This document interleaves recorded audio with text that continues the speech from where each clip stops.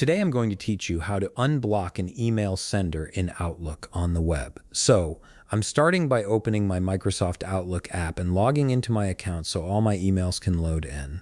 Once I'm logged in and everything's ready, I can see my inbox with all my messages displayed on the screen. Now that my emails have loaded, I'm ready to unblock the sender. The first thing I need to do is navigate to the Home tab if I'm not already there. From the Home tab, I'm looking at the top part of my screen where all the tools and menus are located. Up here, I'm scanning through the different sections until I find the one labeled Delete.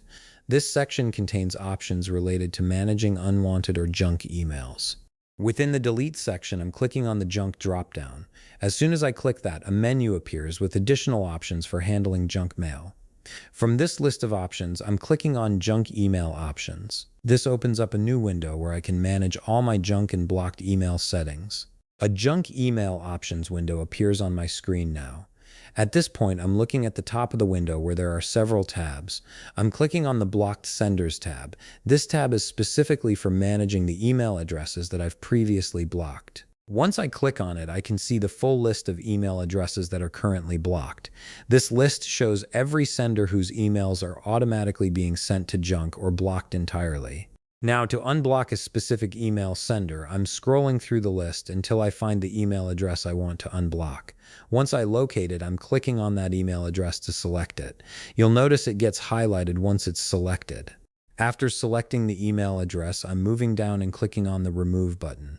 This action removes the email address from the blocked senders list immediately. Once the email is removed, it will no longer be blocked, and messages from that sender will start coming through to my inbox again.